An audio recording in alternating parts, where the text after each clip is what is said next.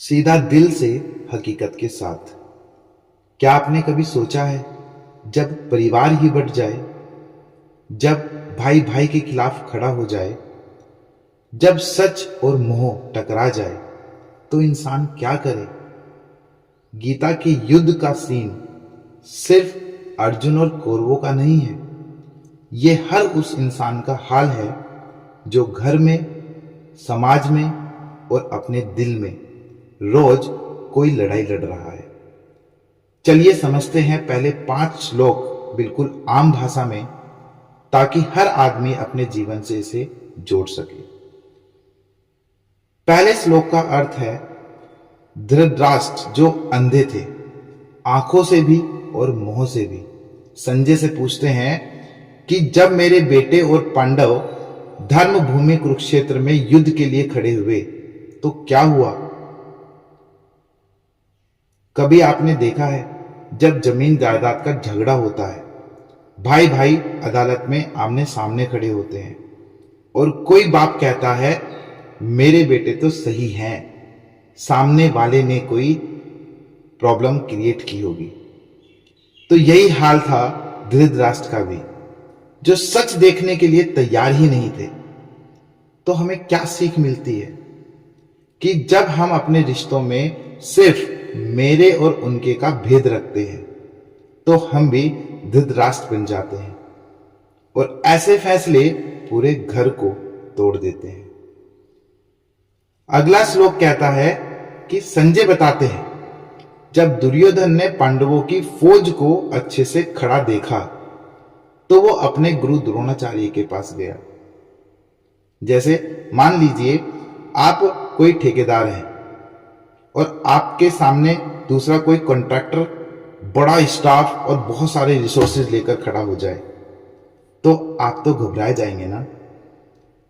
बस वैसा ही हुआ दुर्योधन के साथ भी। सामने की ताकत देखकर डर के मारे अपने अनुभवी गुरु के पास चला गया। क्या सीख मिलती है इस श्लोक से? कभी कभी बाहर की मजबूती देखकर हम अंदर से हिल जाते हैं, लेकिन उस वक्त हमें डरना नहीं चाहिए। विचार करना चाहिए कि क्या हम सही हैं। अगला श्लोक कहता है कि दुर्योधन कहता है, गुरुजी देखिए पांडवों की ये बड़ी सी सेना, और इसे सजाया है आपके ही शिष्य धृष्टद्युम्न ने।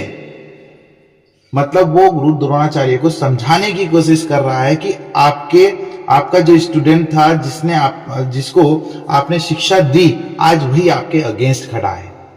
वो आज हमारे खिलाफ प्लानिंग कर रहा है। मान लीजिए आपने किसी को काम सिखाया और कल वो आपके सामने ही दुकान खोलकर कंपटीशन दे रहा है, तो क्या शिक्षा मिलती है इससे? कि हम जो किसी को सिखाते हैं उस पर हमारा हक नहीं होता।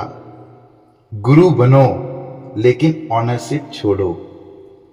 आपने किसी को कोई काम सिखा दिया तो अब उस पर आपका हक नहीं है।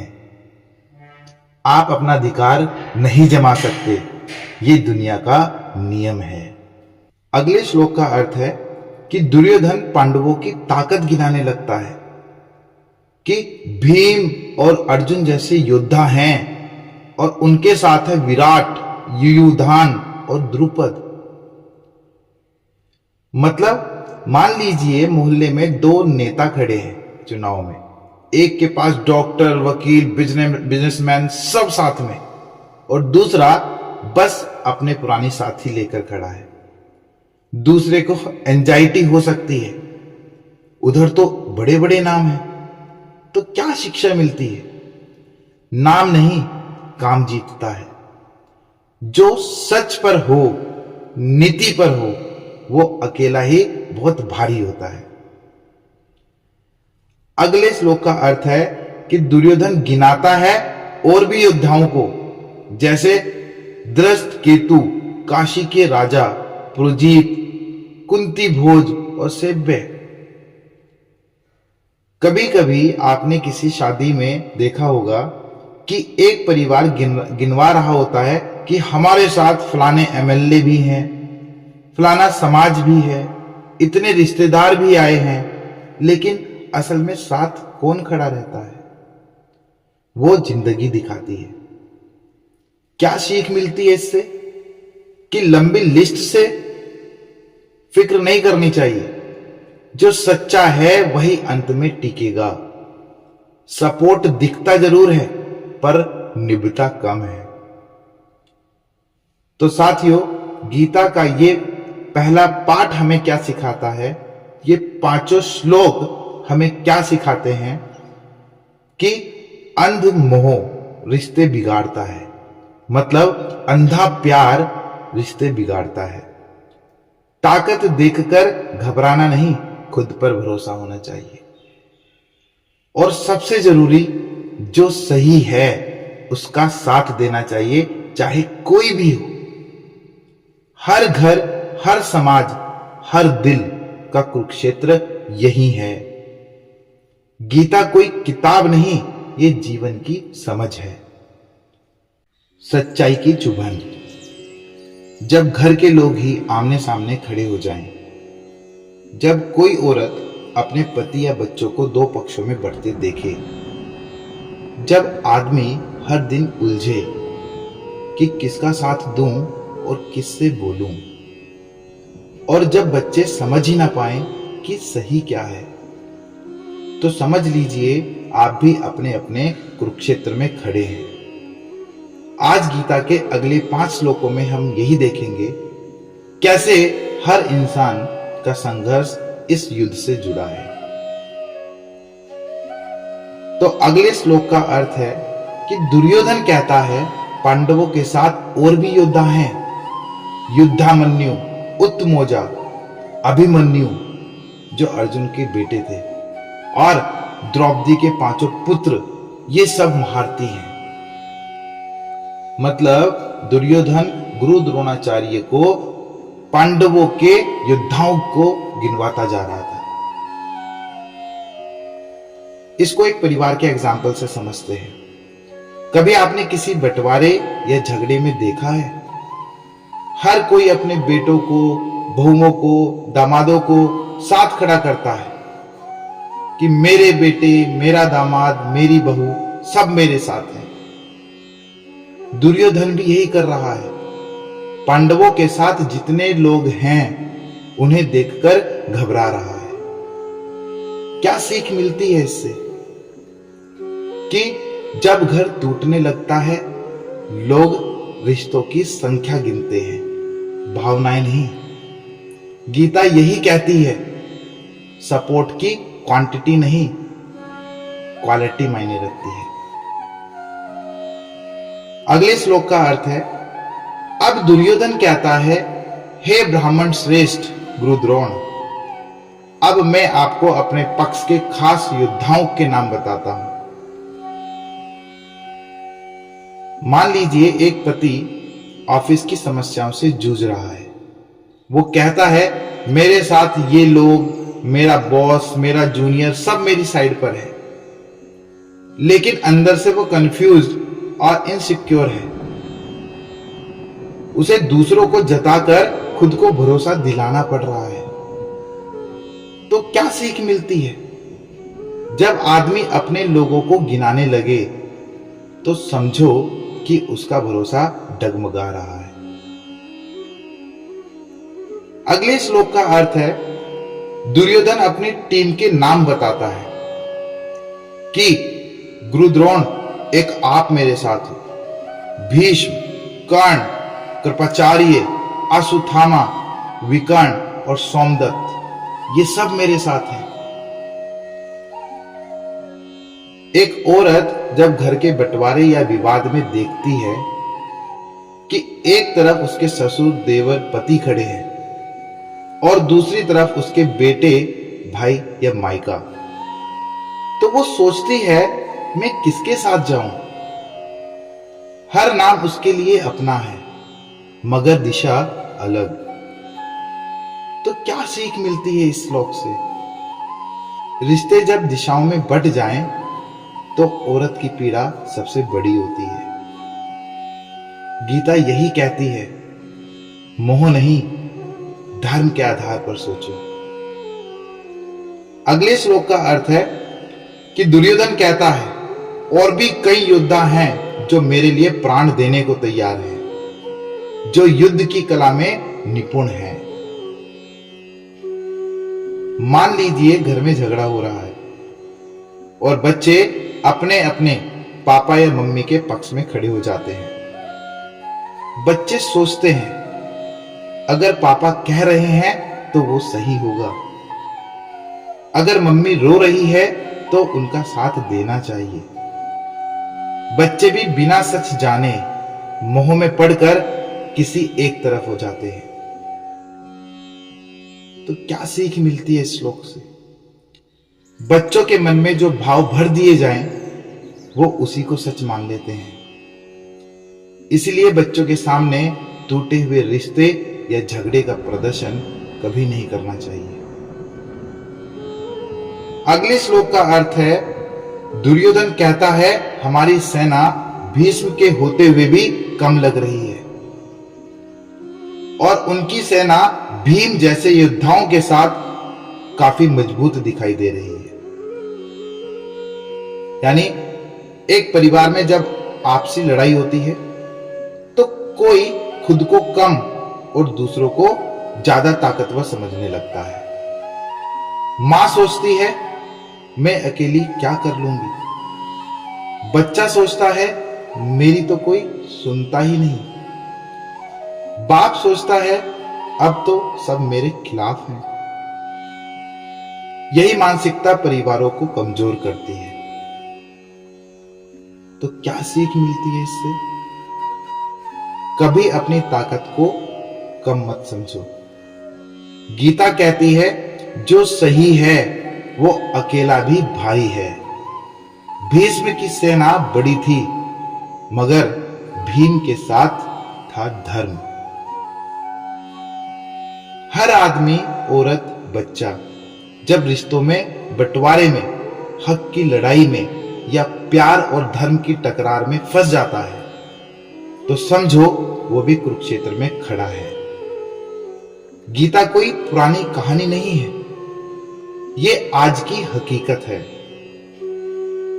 जिस घर में सब चुप हैं, वहां तूफान होता है। कभी घर में कोई कुछ नहीं बोलता, मां रसोई में चुप है, पिता अखबार में डूबे हैं, बेटा मोबाइल में है, बहू सिर झुकाकर काम कर रही है और सब एक दूसरे से बच रहे हैं, मगर भीतर एक युद्ध चल रहा होता है मौन का युद्ध। हमने अब तक की वीडियो में देखा कि दुर्योधन अपने गुरु द्रोणाचार्य को कभी पांडवों की शक्ति का आभास दिलाता है, तो कभी गुरु द्रोणाचार्य को अपने ही सेना के योद्धाओं का इंट्रोडक्शन देता है। आज गीता के श्लोक 11 से 15 में हम इसी मौन युद्ध और उसका पहला शंखनाद समझेंगे। श्लोक 11 का अर्थ है कि दुर्योधन कहता है, हे मेरी सेना के वीर योद्धाओं, आप सब अपने अपने स्थानों पर डटे रहें और भीष्म पितामह की पूरी रक्षा करें। जब घर में बंटवारा होता है तो एक पक्ष कहता है, चाचा जी या बड़े पापा को कुछ नहीं होना चाहिए, जो भी हो इज्जत बनी रहनी चाहिए। मगर दिल में क्या होता है? सब चाहते हैं कि वो उनके पक्ष में रहें, चाहे सच कुछ भी हो, उससे कोई फर्क नहीं पड़ता। तो क्या सीख मिलती है कि जब इज्जत की रक्षा के नाम पर सच को दबाया जाता है तो परिवार की नींव हिल जाती है। गीता सिखाती है, सच और धर्म की रक्षा करो, नाम और दिखावे की नहीं। श्लोक नंबर 12 कहता है कि भीष्म पिता ने जोर से सिंहनाद करके शंख बजाया ताकि दुर्योधन की सेना में उत्साह भर जाए। मान लीजिए घर में बहुत तनाव है, पति चुप है, पत्नी भी बोल नहीं रही, मगर अचानक पति एक सख्त निर्णय ले लेता है, बस अब जो होगा देखा जाएगा। वो एक तरह से अपने भीतर शंख बजाता है।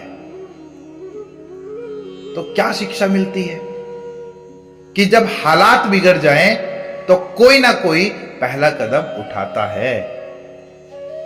भीम ने वो पहला कदम उठाया, मगर वो किसके लिए था? धर्म के लिए था या मोह के लिए था? आप सोचना जरूर।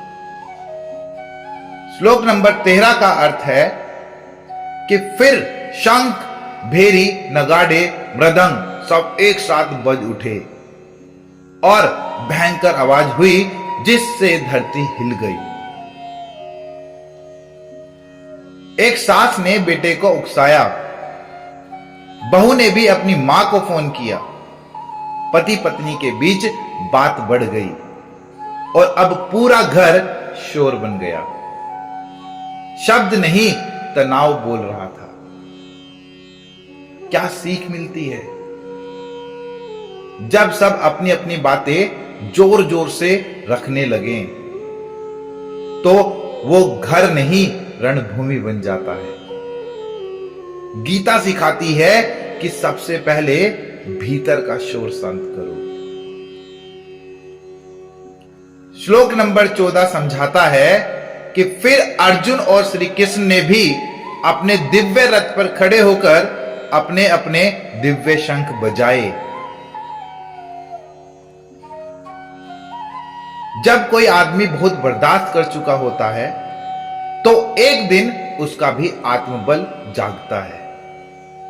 वो कृष्ण की तरह अपने भीतर के धैर्य को उठाता है और अर्जुन की तरह साहस से बोलता है कि अब मैं चुप नहीं बैठूंगा, जो सही है उसी के साथ खड़ा रहूंगा।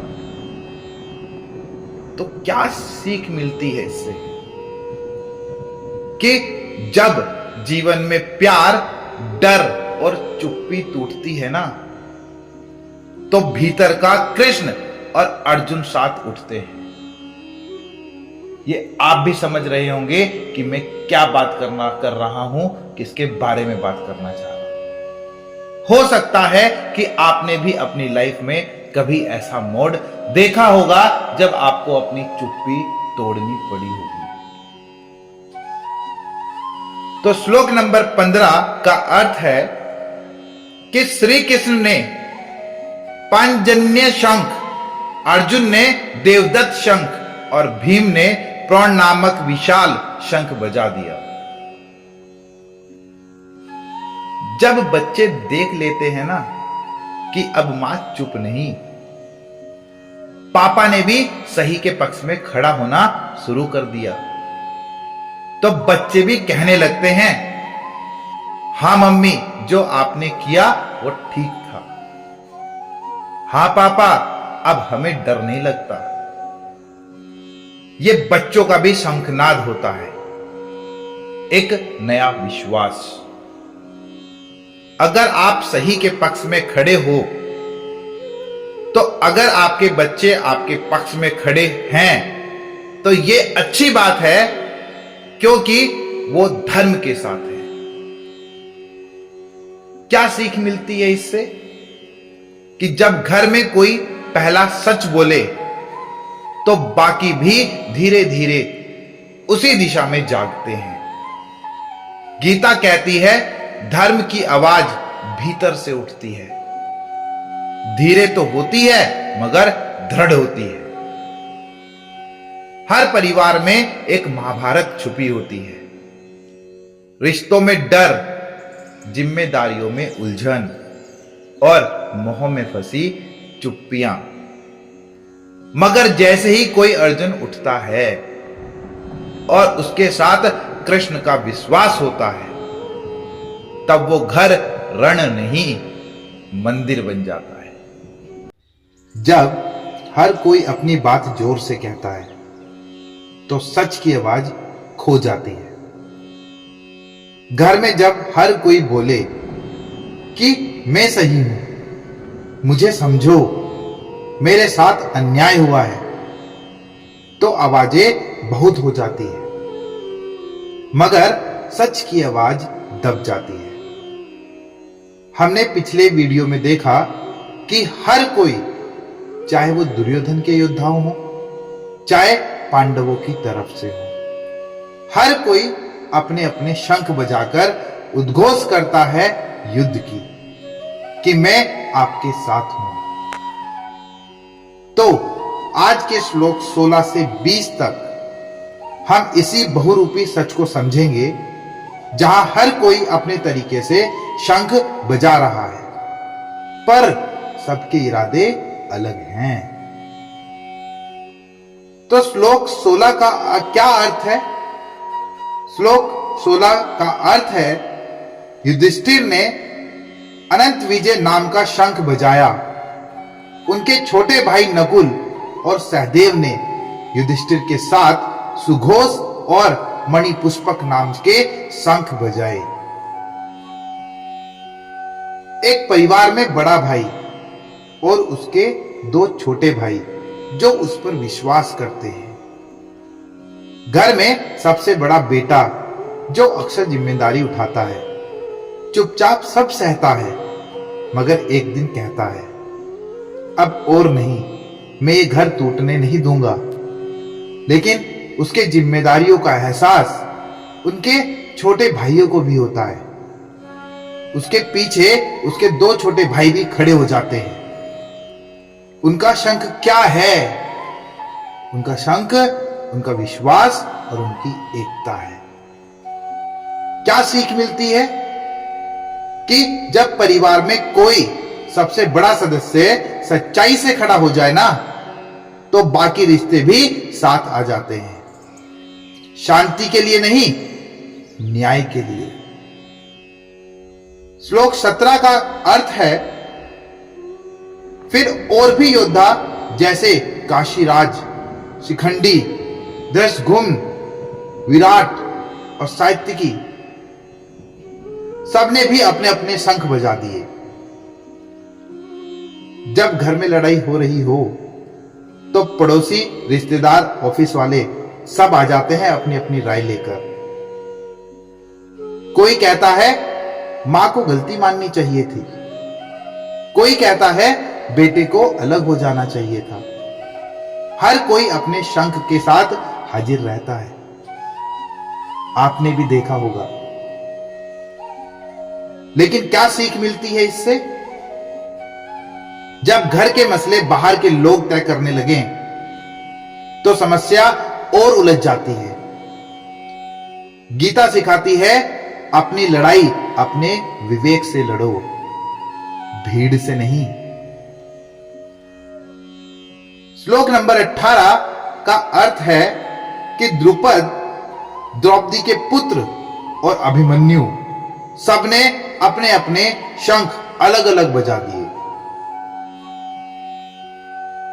जब एक लड़की के ससुराल में समस्या हो जाती है तो उसका मायका, उसके भाई, उसके पिता बोलने लगते हैं, हमारी बेटी को क्यों झेला, अब वो तुम्हारे घर नहीं जाएगी। और बच्चे भी सुनते हैं, बिना समझे बोल पड़ते हैं, मां सही है, पापा गलत। क्या सीख मिलती है इससे? कि जब हर रिश्ता अपनी ही व्याख्या दे, हर रिश्ता जब खुद को समझाए, तो रिश्ते नहीं विवाद बचते हैं। गीता कहती है, शोर नहीं, सार सुनो। श्लोक नंबर 19 कहता है, क्या अर्थ है श्लोक 19 का? कि उन सब शंखों की आवाज इतनी तेज थी कि दुर्योधन की सेना के दिल हिल गए, दिल दहल गए। जब सच्चाई ऊंची बोलने लगे, कभी किसी घर में एक लंबे समय तक अन्याय हुआ हो और अचानक जब कोई खड़ा हो जाए तो जो गलत करते रहे हो ना, उनके दिल बैठ जाते हैं। जब सबके सामने झूठ आ जाएगा, अब सच्चाई चुप नहीं रहेगी। क्या सीख मिलती है इससे? जब सच बिना डर के बोले तो झूठ की नींव हिलती है। गीता यही सिखाती है। एक सच्चे शंख की गूंज सैकड़ों झूठ पर भारी होती है। श्लोक 20 का अर्थ है, जब अर्जुन ने कौरवों को युद्ध के लिए तैयार देखा तो वो अपने धनुष को उठाकर श्री कृष्ण से बोले, जब पति देखता है कि घर में मां बाप, भाई बहन सब उलझे हुए हैं और कुछ भी कहो टूट सकता है सब कुछ, वो सोचता है, क्या मुझे ये लड़ाई सच में लड़नी है? क्या परिवार के खिलाफ खड़ा होना सही है? तो क्या सीख मिलती है इससे? जहां प्यार और धर्म के बीच चुनाव करना पड़े, वहीं से गीता की शुरुआत होती है।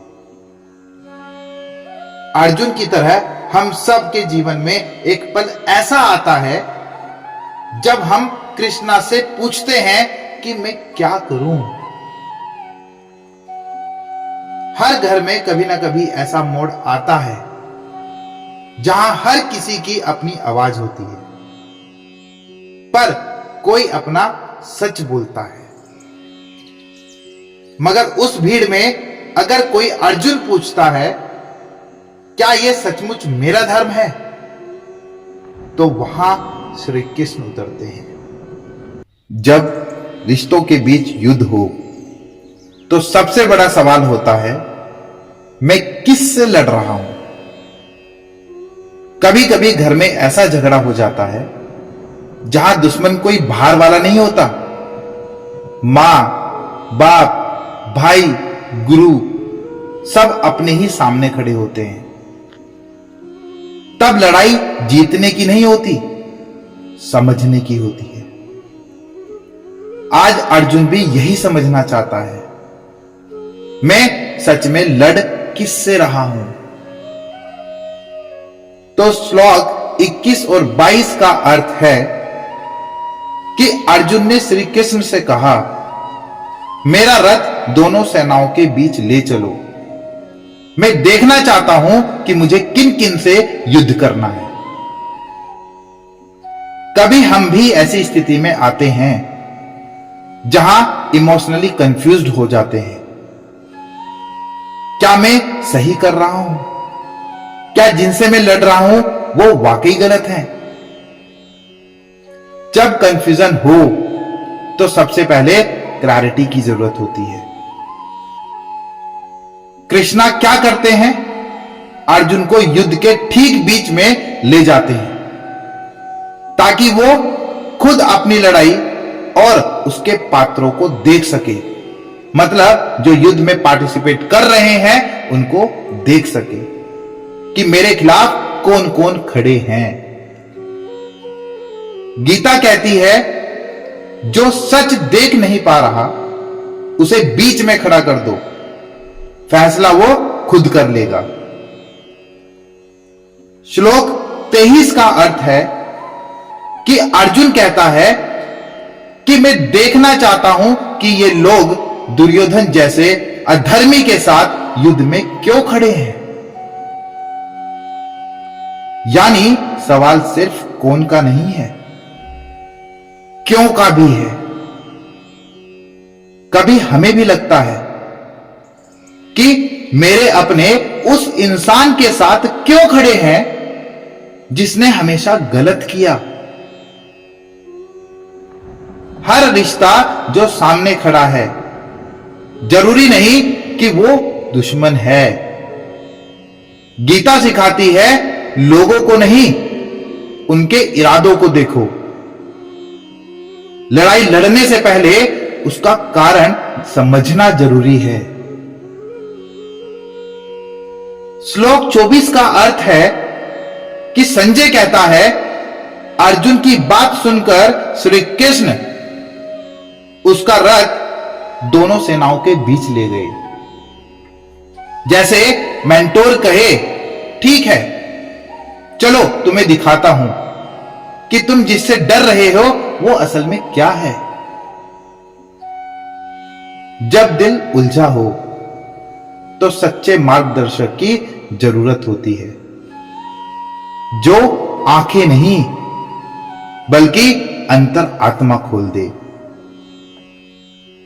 श्री कृष्ण ने यही किया, अर्जुन को नजर नहीं दृष्टि दी।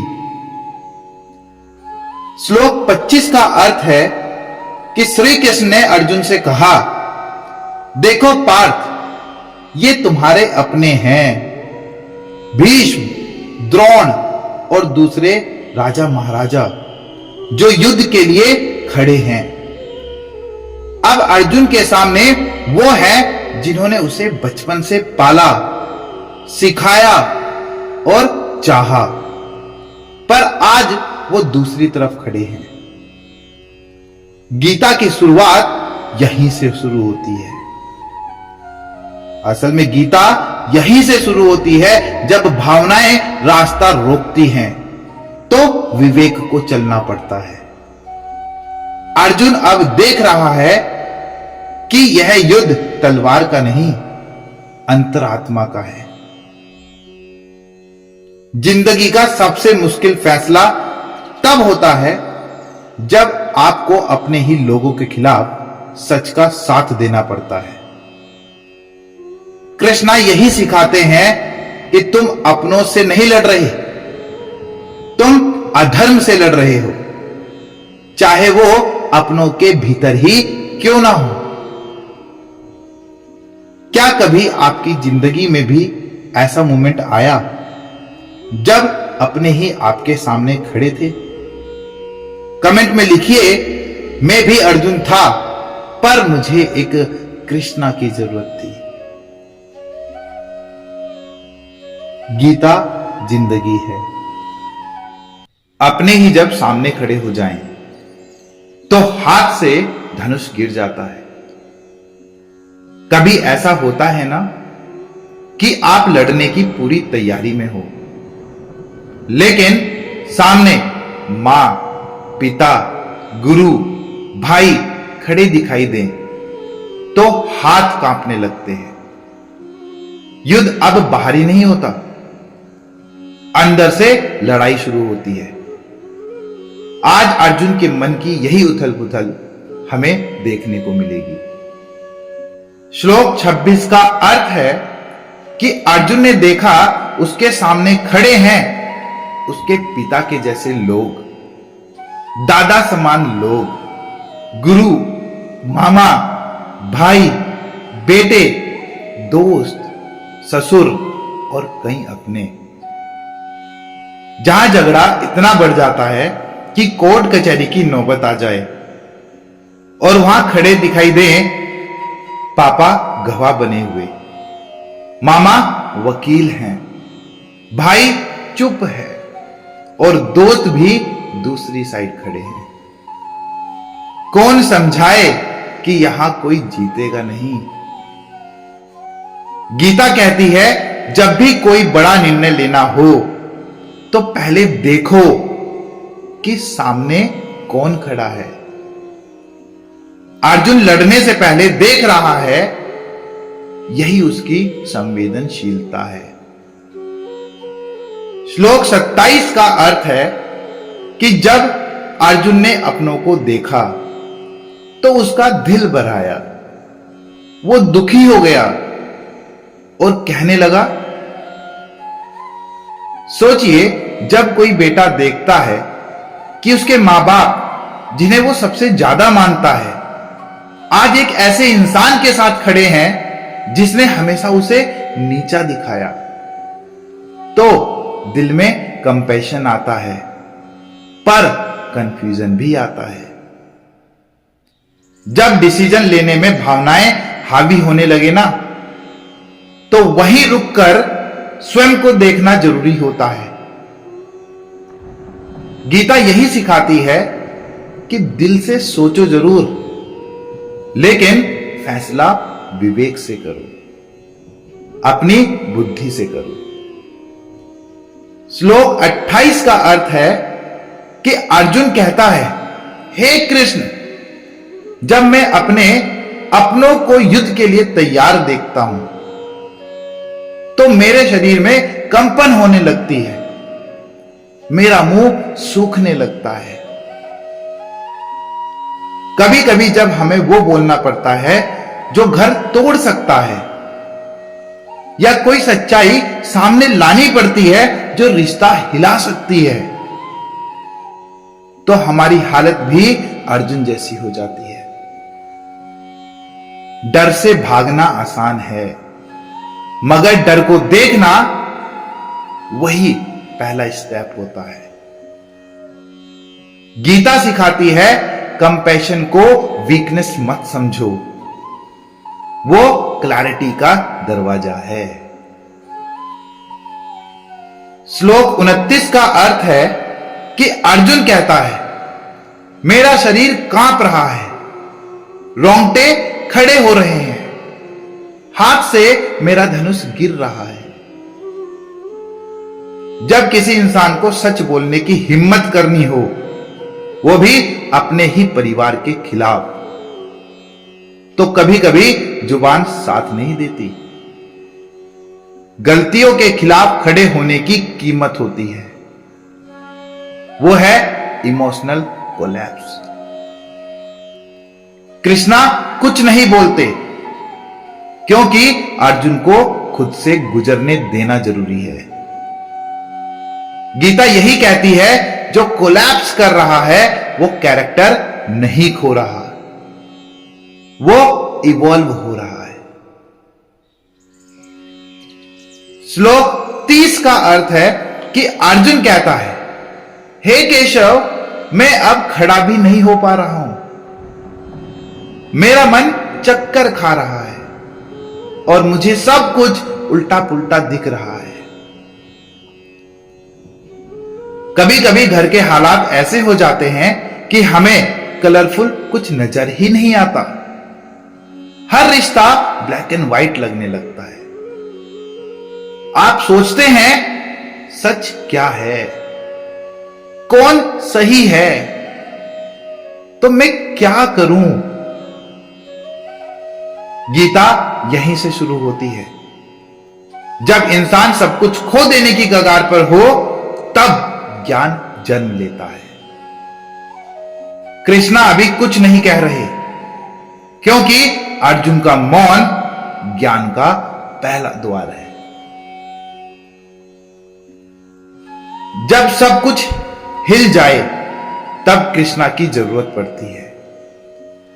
हर घर में एक अर्जुन होता है जो चुप रहता है, समझता है, और फिर एक दिन कोलैप्सेस होते हैं। तभी वहां कृष्ण आते हैं, बोलने नहीं, सुनने। गीता यही सिखाती है, जब जीवन में क्लैरिटी न बचे तो मौन को मत डराओ, उसी से मार्ग निकलेगा। क्या आप भी कभी अर्जुन जैसे हिल गए थे? क्या आप भी कभी इमोशनली कोलैप्स हुए हो, जब अपने ही रिश्तों ने कंफ्यूज कर दिया हो? तो कमेंट में लिखिए, मुझे भी कृष्णा चाहिए था। जब अपने सामने खड़े हों तो जीत भी हार जैसी लगती है। कभी ऐसा लगा है आपको कि आप सब कुछ जीत सकते हैं, लेकिन दिल कहता है, क्या करूं इस जीत का, जब सामने खड़े लोग मेरे अपने हैं। कोर्ट में केस आप जीत जाते हो, लेकिन आंखों में आंसू होते हैं, क्योंकि जो सामने खड़ा था वो दुश्मन नहीं, अपना था। आज अर्जुन भी इसी हालत में है। श्लोक 31 का अर्थ है कि अर्जुन कहता है, हे केशव, मैं खुद को संभाल नहीं पा रहा हूं, मेरा मन चक्कर खा रहा है, और मुझे सब कुछ उल्टा पुल्टा नजर आ रहा है। कभी कभी घर के हालात ऐसे हो जाते हैं कि हमें समझ ही नहीं आता कि क्या सही है, क्या गलत, कौन अपना है, कौन पराया। दिमाग कहता है फैसला लो और दिल कहता है रुक जाओ। गीता सिखाती है कि जब मन भ्रमित हो, मतलब जब मन कंफ्यूज हो, तब निर्णय मत लो। रुको, महसूस करो, क्योंकि उसी रुकने में सच्चा रास्ता दिखेगा। श्लोक 32 और 33 का अर्थ है कि अर्जुन कहता है, हे कृष्ण, ना मुझे विजय चाहिए, ना राज्य और ना सुख। जिनके लिए सब कुछ चाहता था वो आज सामने खड़े हैं, मरने मारने को तैयार। आप सारी मेहनत करते हो अपने माता पिता, भाई, बच्चों के लिए, और एक दिन वही लोग कह दे कि तू गलत है, तब दिल पूछता है क्या जीतना जरूरी है या अपनों को बचाना। गीता कहती है जिंदगी सिर्फ सफलता पाने का नाम नहीं है। जिंदगी यह समझने का नाम है कि क्या सच में जरूरी है। कभी कभी पीछे हटना भी एक बहुत बड़ी जीत होती है। श्लोक 34 और 35 का अर्थ है कि अर्जुन कहता है, हे मधुसूदन, मैं इन्हें मारना नहीं चाहता, चाहे ये मुझे मार ही क्यों ना दे, चाहे मुझे तीनों लोगों का राज्य मिल जाए, फिर भी मैं इन्हें मार नहीं सकता। जिंदगी में सबसे बड़ा फैसला सिर्फ सही और गलत का नहीं होता। कभी वो होता है क्या मैं अपने ही लोगों को खोना चाहता हूं। अगर जीत कर भी अपने खो जाएं तो वो जीत नहीं होती, वो एक खालीपन होता है। अर्जुन की भावुकता उसकी कमजोरी नहीं है, बल्कि उसकी इंसानियत है।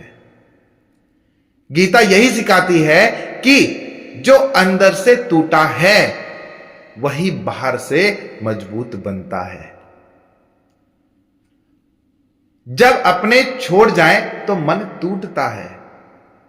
अर्जुन का हाथ कांप गया, धनुष गिर गया, क्योंकि उसके सामने दुश्मन नहीं थे, उसके अपने रिश्ते थे। कृष्ण अभी भी चुप हैं, क्योंकि उस समय शब्द नहीं, सुनना ज्यादा जरूरी होता है। गीता कहती है कि जब जीवन में सब कुछ हिल जाए तब मौन को सुनो, यही अंदर की आवाज तुम्हें रास्ता दिखाएगी। क्या आप भी कभी अपनों के खिलाफ खड़े होने से डर गए? क्या कभी आपने भी अर्जुन जैसा महसूस किया है कि जीत सब कुछ नहीं, रिश्ते ज्यादा कीमती हैं? तो कमेंट में लिखिए, रिश्ता जीतना है, लड़ाई नहीं। जीत की कीमत अगर अपने की बर्बादी हो तो दिल कांप उठता है। कभी ऐसा सोचा है कि कोई लड़ाई जीत भी लो, लेकिन सामने वाला टूट जाए और वो सामने वाला कोई अजनबी नहीं, आपका अपना हो?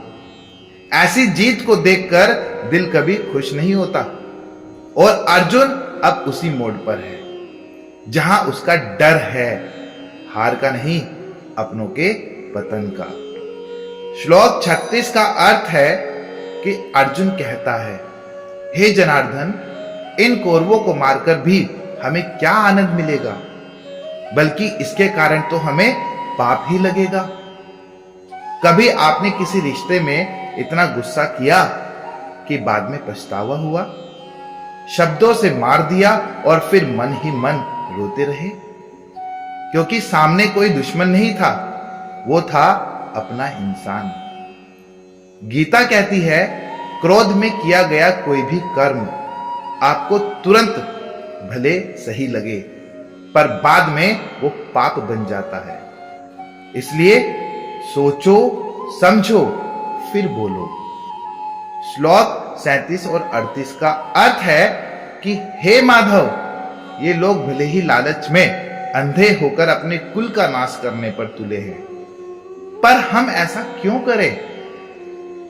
कभी किसी रिश्ते में ये फील किया है कि भले वो गलत हो जाएं, पर क्यों मैं नीचे गिर जाऊं?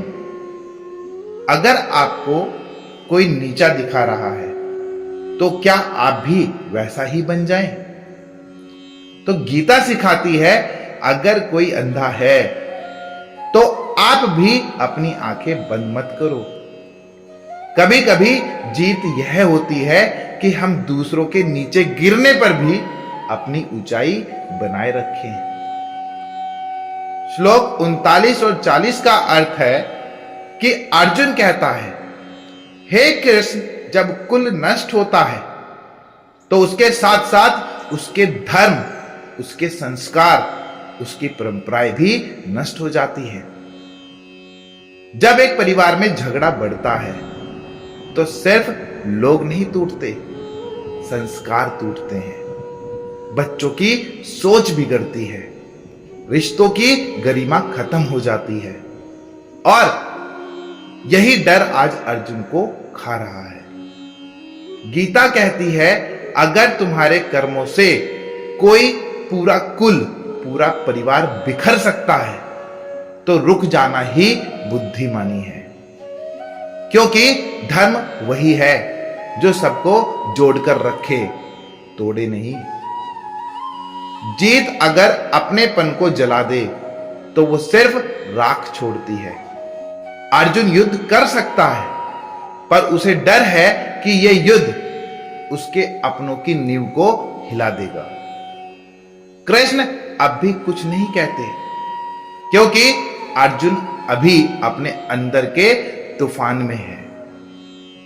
गीता सिखाती है कि हर इंसान के भीतर एक आवाज होती है जो कहती है, क्या मैं सिर्फ सही होना चाहता हूं या रिश्तों को बचाना भी चाहता हूं?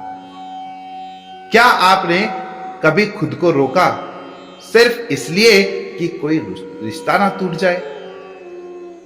क्या आपने कभी कुछ बोलने या करने से खुद को रोका क्योंकि डर था कि कहीं घर ना बिखर जाए? तो कमेंट में लिखिए, रिश्ते बचाने की लड़ाई सबसे बड़ी होती है। जब घर टूटता है तो सिर्फ ईंटें नहीं गिरती, संस्कार भी गिरते हैं। कभी देखा है एक घर जहां रोज लड़ाई होती है, बच्चे डरते हैं, बूढ़े चुप हो जाते हैं और औरतें सिर्फ दीवारों से बात करती हैं।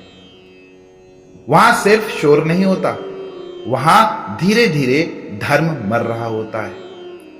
आज अर्जुन उसी धर्म की चीख सुन रहा है जो युद्ध से पहले ही हारने लगी है। श्लोक 41 का अर्थ है कि अर्जुन कहता है, हे कृष्ण, जब अधर्म बढ़ता है तो कुल की स्त्रियां दुख में डूब जाती हैं और समाज में अशांति फैलती है। घर की औरतें जब दुखी होती हैं तो पूरा घर धीरे धीरे बीमार हो जाता है। कभी एक मां को देखा है जो चुपचाप सह रही होती है ताकि घर बचा रहे। वो चुप नहीं होती, वो घर को टूटने से रोक रही होती है।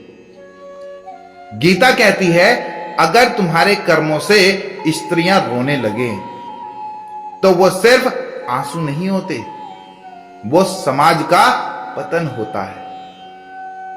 अपनी मर्दानगी को सही जगह लगाओ, संरक्षण में, नाश में नहीं। श्लोक 42 का अर्थ है कि जब परिवार टूटता है तो उनके पूर्वज भी पिंड जल के बिना अधर में लटक जाते हैं। जब बेटा कहता है कि अब इन बूढ़ों का क्या काम, इनके लिए टाइम नहीं है, तो समझ लो उसने सिर्फ एक बुजुर्ग को नहीं छोड़ा, अपने पूरे वंश को गिरा दिया। गीता कहती है, जो अपने वंश, अपने पुरखों की इज्जत नहीं करता, वो कभी उन्नति नहीं करता। जो जड़ें काटता है वो फल नहीं खा सकता। श्लोक 43 का अर्थ है कि जब कुल का नाश होता है तो न केवल परिवार बिखरता है बल्कि पूरे समाज का संतुलन बिगड़ जाता है। आजकल हम देखते हैं बिना मूल्यों के शादी, बिना जिम्मेदारी के बच्चे और बिना प्रेम के घर। यही तो है धर्म का पतन। गीता कहती है धर्म का मतलब सिर्फ पूजा नहीं है। धर्म कर्तव्य, करुणा और चरित्र से मिलकर बनता है। अगर एक इंसान अपने धर्म पर अडिग रहे तो एक समाज खड़ा रह सकता है। श्लोक 44 का अर्थ है कि हे कृष्ण, जिनका कुल धर्म नष्ट हो जाता है उनका स्थान तो नरक में ही निश्चित होता है, ऐसा हमने सुना है। हर घर जो संस्कारों से खाली हो चुका है, वहां बच्चे सड़कों से सीखते हैं और बुजुर्ग तन्हाइयों से मरते हैं। उस घर में भले एसी लगे हों पर मन नरक में जीता है। गीता कहती है नरक कोई दूर की जगह नहीं है। जहां प्रेम ना हो, मर्यादा ना हो, वही नरक है। अगर घर बचाना है तो धर्म बचाओ, संस्कारों से, सेवा से, संयम से। श्लोक 45 का अर्थ है कि हे कृष्ण, सोचिए हम कितना बड़ा पाप करने जा रहे हैं जो सिर्फ राज्य और सुख की लालसा में अपने ही अपनों को मारने चले हैं। कभी कभी इंसान पद, पैसा, प्रतिष्ठा के लिए अपनों को भूल जाता है। कोई बेटा कहता है पापा की बातों से मेरी इमेज खराब होती है। कोई भाई कहता है अब ये मेरा काम नहीं। और वहीं से अर्जुन मरने लगता है हमारे भीतर का। गीता कहती है राज्य, पैसा, जीत सब मिलेगा, लेकिन अगर अपने ही न रहे तो उस जीत का क्या मोल। जो अपनों को छोड़कर स्वार्थ ले जाए वो राजा नहीं, बर्बर होता है। जब जीत अपनों की लाश पर चढ़कर आए तो वो हार होती है। अर्जुन टूटा नहीं है, वो जाग रहा है। वो देख रहा है कि एक जीत अगर उसने अपनों को निगल जाए तो वो कभी विजय नहीं कहलाएगी। गीता यही सिखाती है कि सब कुछ पाना आसान है, पर अपनेपन को बचाकर पाना वही सच्चा धर्म है। कभी कभी इंसान इतना टूट जाता है कि उसके पास सिर्फ आंसू बचते हैं, सशस्त्र नहीं। आप हर मोर्चे पर लड़े, घर के लिए, रिश्तों के लिए, सच्चाई के लिए, लेकिन एक दिन जब अपने ही आपके खिलाफ खड़े दिखें तो लड़ाई लड़ने का मन ही मर जाता है। आज अर्जुन भी टूटा है। ना कोई तर्क बचा है, ना ताकत, सिर्फ आत्मसमर्पण बचा है। श्लोक 46 का अर्थ है कि अर्जुन कहता है हे कृष्ण, अगर हथियार छोड़ दूं और करो मुझे निहत्था ही मार डालें तो भी मुझे वही ज्यादा अच्छा लगेगा। जब एक इंसान अंदर से पूरी तरह हार जाता है तो उसे अपनी हार से भी सुकून मिलने लगता है। कोई बेटा कहता है अब बोलकर क्या मिलेगा, चुप रहना ही बेहतर है। कोई पिता सोचता है बच्चों के तानों से अच्छा है मैं ही हार मान लूं। ये हार नहीं होती, ये आत्मा की चुप चीख होती है। गीता कहती है अगर तुम टूट रहे हो तो ये भी एक पड़ाव है जहां से आत्मज्ञान शुरू होता है।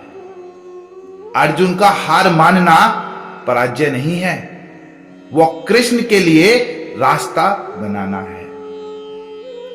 श्लोक 47 का अर्थ है कि संजय कहता है, इस प्रकार कहकर अर्जुन ने अपना धनुष बाण एक ओर रख दिया और रथ के अंदर बैठ गया। उसका मन शौक से भर चुका था। जब कोई बहादुर इंसान अपने सबसे बड़े युद्ध से ठीक पहले चुपचाप बैठ जाए तो समझिए वो डर नहीं रहा, वो खुद से लड़ रहा है। कभी आपने किसी को देखा है जो पहले सबसे आगे लड़ता था, आज सबसे पीछे बैठा है क्योंकि शब्द थक गए हैं और आंसू बोलने लगे हैं। गीता सिखाती है जहां इंसान मौन हो जाए वहीं से ईश्वर बोलना शुरू होता है। अर्जुन की चुप्पी से अब कृष्ण की गीता जन्म लेगी। जब सब कुछ छूट जाए तब कृष्णा का हाथ पकड़ना पड़ता है। अर्जुन अब तैयार है क्योंकि उसने अपने अहंकार, तर्क और बहानों को छोड़ दिया है। अब वो शिष्य है, अब वो खाली है और अब ही उसे भरा जा सकता है। गीता कहती है जब जीवन की सारी बातें थम जाए तो बस कृष्ण को बुलाइए, वो सुनेंगे, समझाएंगे और जीवन की दिशा देंगे। क्योंकि यह कहा जाता है कि भरे हुए घड़े को भरा नहीं जा सकता, खाली घड़ा ही भरा जा सकता है। इसलिए श्री कृष्ण अर्जुन को खाली होने का इंतजार कर रहे थे कि कब अर्जुन खाली हो और मैं उसमें ज्ञान का समुद्र भर दूं। क्या आप भी कभी अर्जुन की तरह सिर्फ चुप रह गए? क्या कभी ऐसा हुआ कि आप टूट गए पर दुनिया को सिर्फ आपकी चुप्पी दिखी? तो कमेंट में लिखिए, मैं भी कभी अर्जुन था, मुझे भी कृष्ण की जरूरत थी। धन्यवाद।